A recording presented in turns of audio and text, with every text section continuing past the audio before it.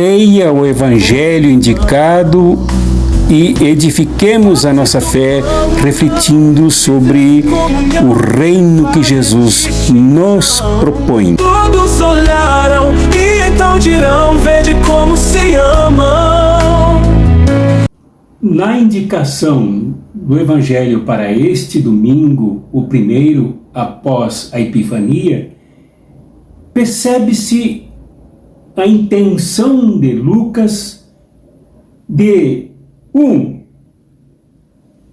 narrar a situação e os atores do contexto para o qual ele escreveria, mas antes do contexto em que João o Batista e Jesus viveram. 2. Ao narrar o contexto de Jesus e de Batista para o ambiente da sua comunidade, para que ela entendesse o que ocorreu lá, Lucas demonstra a intenção de descrever o caos, a violência, a barbárie, que aqui desde o início deste capítulo 3 de Lucas são representados por figuras notoriamente reconhecidas como promotoras do massacre popular, do massacre desse ambiente todo onde viveram João o Batista e Jesus quando batizado. Pois nessa confusão toda se encontra a questão da revelação. Há de responder como Deus se manifesta. No domingo passado, vocês recordam, quem não assistiu, assista, por favor, vimos que a revelação epifânica, grandiosa, indiscutível de Deus, que impactou os magos, os fez subversivos para quebrar o domínio mentiroso e manipulador, além de genocida, de Herodes, aqui presente também nesse capítulo. Hoje nós vemos neste Evangelho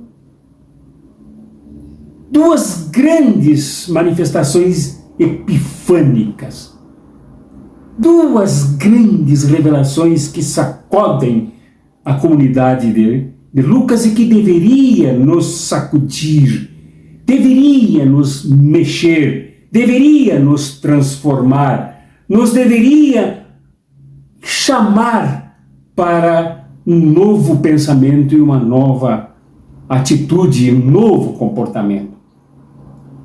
Vejamos, nessa confusão toda que nós já vimos lá no Advento, as multidões começam a ver em João Batista, em cujo ministério, em cuja ação profética, em cujo dom de chamar, unir e mobilizar multidões de toda a Palestina, principalmente aí do redor da Judéia, chegou a pensar que João era o Messias. O Messias esperado, o Messias profeticamente aguardado, no meio dos caos, principalmente do denunciado e conceituado por Isaías, que vivia a destruição de um povo exilado na Babilônia. E ele precisava mostrar para este povo que ao voltar para a terra da onde foi capturado e aprisionado, ele deveria ser orientado pela chegada do Messias. João anuncia o Messias e o povo pensa que ele é o Messias. João desfaz a grande confusão entre pensar nas grandes manifestações a partir dos grandes atos mobilizadores de João, que ele era o Messias. João dá uma demonstração maravilhosa. Quando propõe o arrependimento, no grego de Lucas, da escrituração original, a palavra é metanoia. E esta significa a mudança completa de pensamento e de comportamento, como nós também verificamos lá no Advento.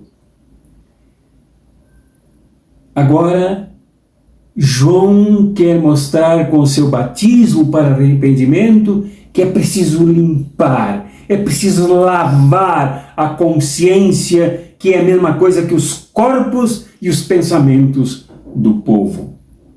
Nesse ambiente confuso, nesse ambiente conflitivo, nesse ambiente de divisões, nesse ambiente de confusões entre o que é principal e o que é secundário. Mas ele não assume o que o povo projeta nele. O povo, ao projetar nele o Cristo que era necessário, o Cristo que haveria de libertar, o Cristo que haveria de unir, o Cristo que haveria de salvar, João demonstra uma honestidade insuperável. Diz: não, eu não sou o Messias, eu apenas batizo com água, mas o Messias que virá, de quem eu não sou digno nem de desamarrar as correias das suas sandálias, ele sim vos batizará com o Espírito Santo e com fogo. Não assumir a confusão, não assumir a titularidade que não é sua, não assumir a missão que não lhe era proposta, é o grande papel de João. É a grande lição de João, que clareia a epifania, que clareia a revelação, que não é somente de Deus, que se faz plenamente ativo, mas também da realidade que está, da diminuição, da desqualificação, do reconhecimento de que a força não está em quem a ostenta, como Herodes, Pilatos, o sumo sacerdote, o sumo pontífice do templo e da religião. Não, a força não está lá, o poder precisa ser deslocado. E quando João honestamente diz quem é, se colocando abaixo de um escravo, quando este era o que desamarrava as sandálias e lavava os pés dos seus senhores, agora João se coloca no lugar de profeta, no lugar de denunciador dessa realidade, porque ele também denunciou Herodes, por isso este tirano o prendeu e o matou. João não abriu mão da importância da sua missão profética e de não assumir o que não lhe cabia. Segundo e mais importante, o Messias que agora é indicado para o povo haverá de batizar com o Espírito Santo, como muito bem declarou João. Quem é esse Espírito Santo? Aqui ele aparece na narrativa de Lucas incorporado numa pomba. Lucas diz, segundo esse texto que eu leio, com todos os problemas de linguagem que ele tem, mas parece muito fiel, e ocorreu que quando todo o povo estava sendo batizado, da mesma maneira Jesus o foi. No momento em que ele estava orando, o céu se abriu. esse espírito que aí toma a forma de pomba, encontra com Jesus no meio do povo. Toma o significado do batismo com que o povo era batizado. Dá respaldo e importância ao batismo que João praticava, com o conteúdo da mudança, da transformação, de um novo pensar, de uma nova conduta, agora uma perspectiva messiânica verdadeira. Aqui, céu e terra se juntam. O céu se faz ativo no humilde Rio Jordão, nas proximidades do deserto, no meio de um povo que busca saídas, de um povo que precisa de um poderoso eixo em torno de quem gire com qualidade de vida, com dignidade existencial. Nesse momento, então, o Espírito desceu sobre ele em forma corporal, como uma pomba. Ora, se o momento era caótico, se o momento era de conflito sangrento, como vimos descrevendo que os evangelhos, a pomba representa uma renovação, uma revolução, uma transformação profunda, porque ela é símbolo, como aconteceu lá na narrativa do dilúvio, quando Noé, para verificar as águas em que nível estavam, recebeu na porta da sua arca uma pomba com um ramo verde nos pés. Aquela criação dera errado. Aquela criação fora mal encaminhada. Aquela criação se corrompera. Era preciso uma nova, representada pela pomba após o dilúvio. Agora, Jesus recebe esta pomba, recebe a incumbência, recebe a missão, recebe o missionato para ser este que haverá de soprar sobre a humanidade e transformá-la num novo ser, numa nova civilização, com novas relações, com novas buscas, com novas forças que lhe dessem sentido, já que naquele ambiente tudo falira, e principalmente a religião. Aqui Jesus é chamado por esse espírito em forma de pomba, de nova realidade, como filho amado, em quem o Pai se compraze sobremaneira, sobre tudo, sobre todos, para que assim haja no mundo para fazer uma nova humanidade. Esse é o Cristo. É para ele que aponta o profeta João. É para ele que João traz todo o significado da profecia, para que nele ela se realize. Esse espírito, como diz a palavra no grego aqui de Lucas, é pneuma, eu sopro da dinamis, do poder que deve ser assumido por essas multidões, por este povo em cujo ambiente o próprio Jesus é batizado. Esse povo assuma, além do arrependimento, que mude ideias, pensamentos, comportamentos, também assuma um novo projeto de humanidade, e que Lucas descreverá mais adiante no capítulo 4, que projeto esse Espírito traz para que Jesus o realize, para que Jesus o encarne, para que Jesus o radicalize em seu ministério. Quando o próprio Jesus diz, retomando Isaías, lá em Nazaré, onde ele lê o texto de Isaías e depois diz que estas palavras se cumprem nele. O Espírito do Senhor está sobre mim, pelo que me ungiu para evangelizar os pobres, enviou-me para proclamar libertação aos cativos e restauração da vista aos cegos, para pôr em liberdade os oprimidos. Este é o Espírito sobre Jesus, para recuperar toda esta humanidade aqui decaída, como descreve Lucas ao retomar o profeta no capítulo 4. Este é o Espírito de Jesus.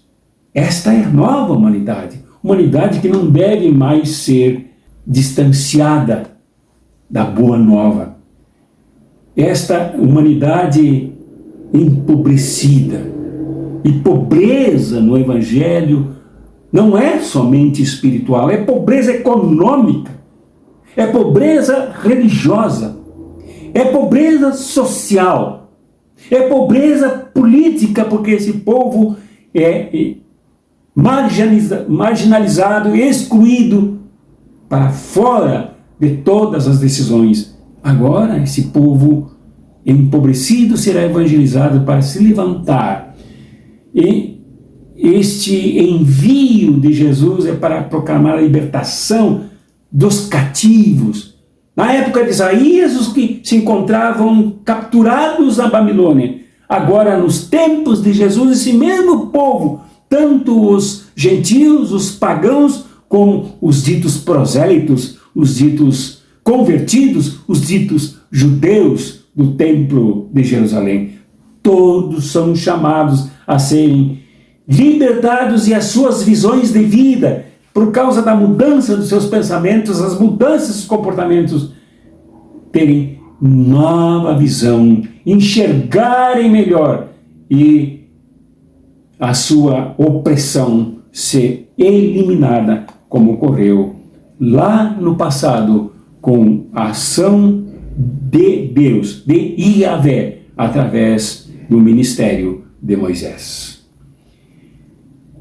Concluindo, minha querida e meu querido, primeiro ponto desta conclusão. Muitas vezes as religiões, porque não me refiro somente aqui ao anglicanismo, ao cristianismo, às igrejas diversas desse campo cristão, mas a todas as pessoas, a toda a humanidade, se confundiram com os Messias.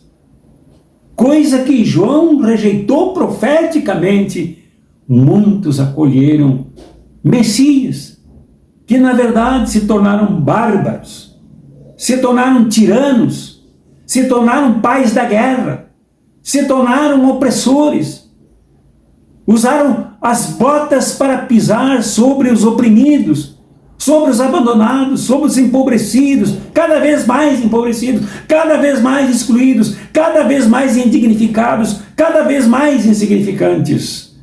Os Messias, com quem principalmente as igrejas se confundiram, se submetendo ao poder econômico e político dos tiranos, estes Messias devem ser jogados fora e ser expulsos de dentro de nós por uma nova metanoia, por um novo arrependimento, por uma nova disposição, por abraçarmos o projeto messiânico que vem de Jesus e que é revolucionário, que nos levanta, que nos ergue.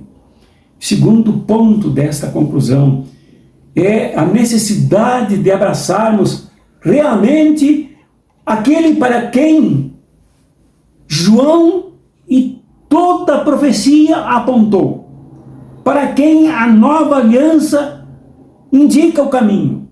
Abraçarmos o Jesus de Nazaré, o Jesus palestino, sim, que se transformou no Cristo que liberta, no Cristo que salva, no Cristo que levanta, no Cristo que liberta, no Cristo que une, no Cristo que derruba as paredes de separação, como o seu apóstolo Paulo mais tarde disse, para fazer de gregos, troianos e judeus todos um só povo, uma só comunidade, um só corpo. É neste Jesus que nós devemos nos abraçar. É este Jesus que devemos seguir, sem nos confundirmos com falsos messias, seja no Brasil, seja na África, como agora se descobre que igrejas enviadas do Brasil, dos Estados Unidos, de outros lugares, confundem os messias com o Messias que é Jesus, submetendo o povo a cada vez mais miséria, a cada vez mais guerra, a cada vez mais espoliação, a cada vez mais roubo das suas riquezas. É preciso que nós abracemos o Jesus, mas abracemos Jesus nos propondo a nos transformarmos, a fazermos um processo metanoico das nossas mentes e nossos comportamentos, ligando pensamento com ação, ligando o novo pensamento com o comportamento, ligando o novo pensamento com a militância, com combatividade, e não acharmos que esse espírito que epifanicamente se manifesta tão forte em nós, só se manifeste individualmente em cada um. Não. O Espírito é para toda a humanidade. Lucas prega isso do começo ao fim, e para toda a humanidade. Assim como ele também descreve em Atos dos Apóstolos, que é um livro escrito pela comunidade de Lucas, assim como Pedro se curou de separar gentios e judeus, somente aceitando os últimos, nós também devemos nos abraçar nesta unidade, esta unidade sem distinção de raça, de sexo, seja lá do que matriz for, para nos unirmos a partir do Jesus revolucionário, a partir do Jesus que nos empolga a agirmos da mesma forma como pensamos, pensarmos da mesma forma como agirmos, nos comportarmos em todos os lugares da mesma forma, da forma absolutamente como descreveu na sua plataforma João Batista, lutando para que quem não tenha túnica receba de quem tenha, lutando para que quem desempenha cargos públicos não os use para explorar, lutando para que quem ostente as armas para defender o povo não as use contra o povo.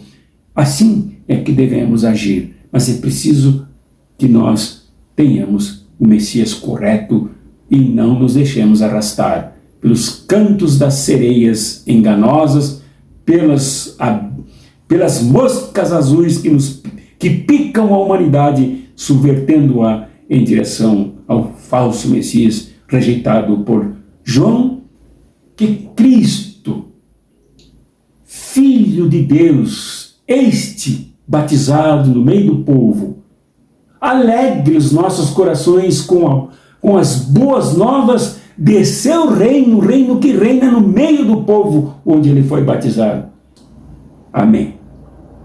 Leia o Evangelho indicado e edifiquemos a nossa fé refletindo sobre o reino que Jesus nos propõe. Todos olharam e então dirão: vede como se ama.